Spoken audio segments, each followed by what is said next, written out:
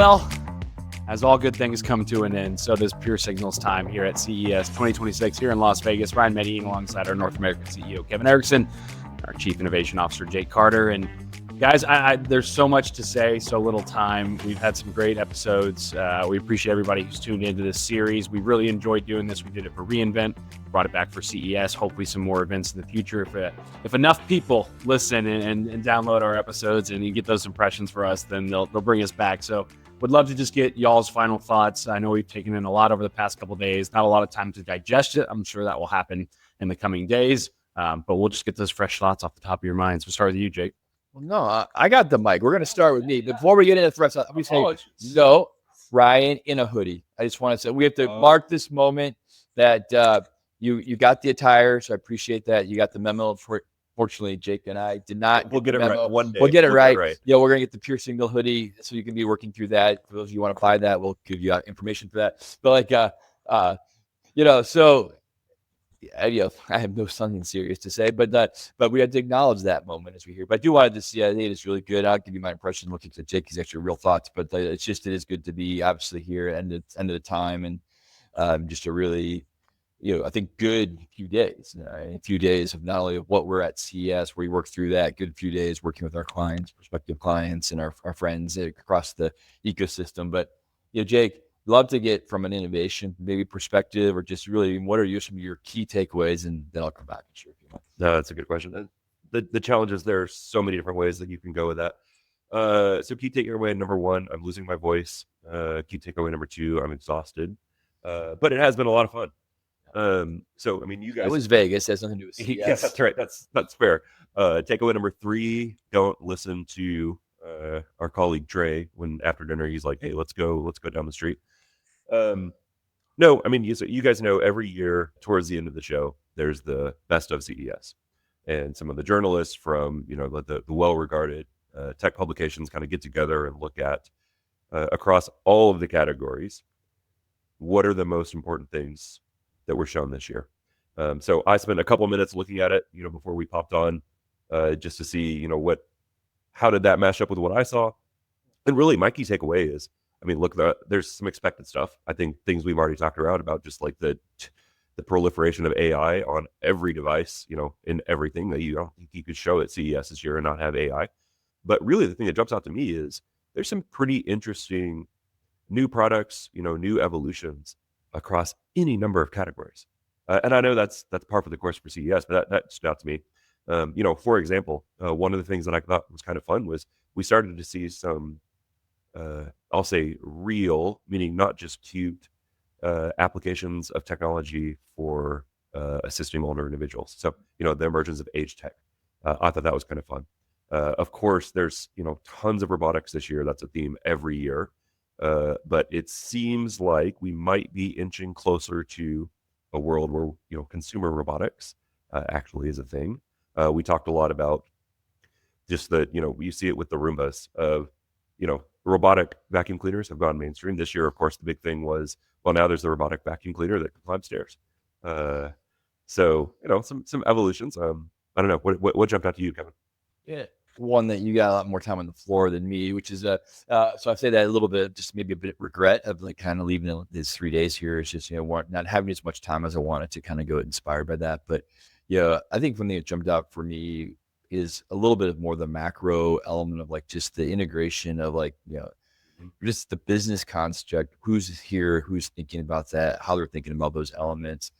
Yeah, so that's an emerging theme that we've been talking about for a while, but I think it's really a little bit more evident. I was expecting more, robotics and, kind of Zoombas that are climbing up ladders and stairs and whatnot. Like that's what you expect when you come here, but just the amount of business discussion that's happening. But what I think it was kind of interesting to me is around just, this is also a theme that's been around, the connectivity.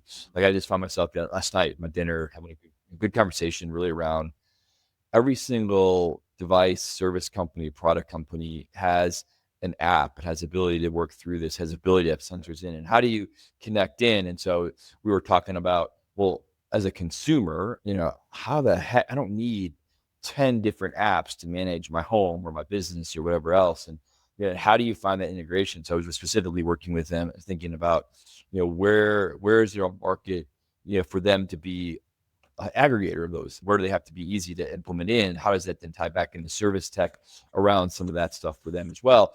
And I think it's a theme that's a very tactical thing for that environment, for that client that I was with last night. But it's actually a broader business question. We talked about this earlier this week around, when we were talking about how there's a beer in every single thing, and every single one of these companies have a product that's on a car or on something else. And so I'm just really intrigued about how does these ecosystems come together? How does supply chain change? How do you think about it from a manufacturing supply chain perspective? How do you think about it from a customer, company, customer, individual consumer?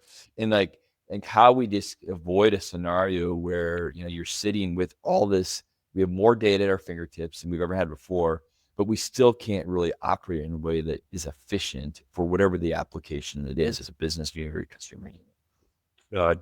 You hit the magic word to me, which is it's the ecosystem. Really simple example of it from this year.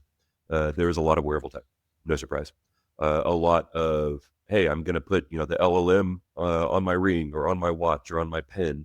What was interesting to me, building on what you were saying, is we were sitting in a session yesterday, and the presenter was arguing that we're already seeing, the collapse of the foundation LLM models into about 3 players, which then, from a business standpoint, has some really interesting implications of either you need to be able to integrate with one or more of those 3, or you're going down the path of you're gonna roll your own and do the local compute and use the NVIDIA chips.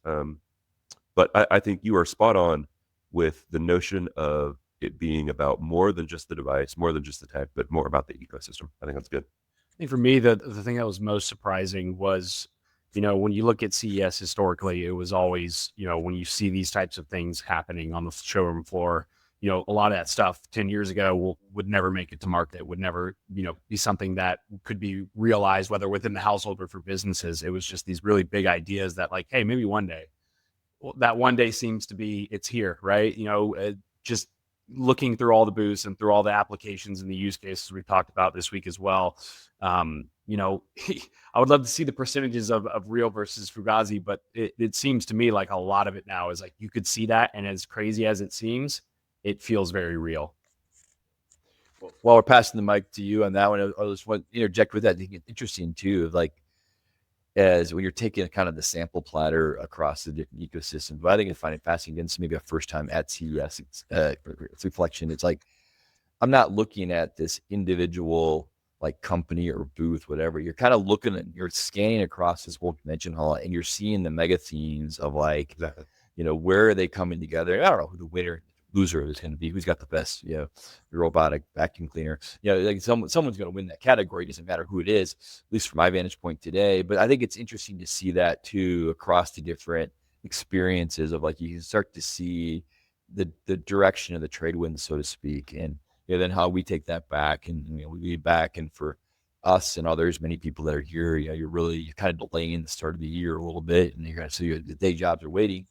And I think it's going to be really interesting how we kind of take some of that back in, how we start advising our clients. How do we start to see just the continuation of what we're just talking about here from a consumer perspective, but also just the general business, at least for us in our North American market. Well, I can answer the first question because this morning they actually did announce the winner. Wow. According to CNET and The Verge, whoever else is part of the the group that was holed up in the hotel room to decide, but the Samsung Galaxy Z Trifold. So if you didn't see it, the basic idea is it's a phone, but where we've got the folding phones that fold out bifold. This was a trifold, so it folds out 3 times, and basically you end up with a reasonably sized tablet. But even then, going back to your saying, that was a kind of a funny takeaway. But the fun of CES, to your point, is you get a chance to touch and feel, and that helps you think about the possibilities of what could be coming. So even if I pick on the silly, the trifold, well, there's implications for everyday how people interact with devices if that becomes mainstream. And we've got our phones that are turning into tablets that can turn into desktop computers with decks and whatever else. And so to me, that's the fun of CES. Is yes, it's fun to see all the devices, and yes, we're delaying the start of the year, but it's a bit intentional. You kind of fill yourself up with the possibilities. We'll go back to our day jobs, and we can actually apply that. Well, and what's fun here, your day job, which is really innovation. That's the part.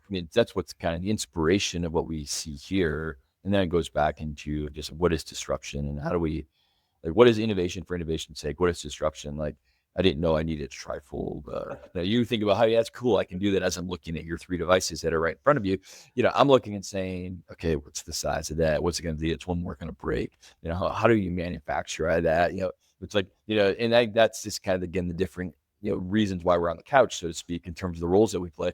But I think it is kind of interesting. I mean, I would have loved, I didn't get into as much of the age deck or whatever that's called, but I think that would have been really fascinating too. And that's what's kind of cool about, again, this age that we're in, which is that, some of it's just innovation and design and creation and creativity for the sake of creativity. Others is like, no, we can continue to help. I mean, we absolutely have an aging population. We're going to have this, people living longer. How do you work through that? How do you do that with dignity? How do you do that in a way that's affordable? I mean, those are all kinds of really interesting questions, like, and how that plays out. And which is really kind of cool as we do go back and we respectively fly back to home later on today and just kind of come back and really think about how we go back and advise our teams and cards.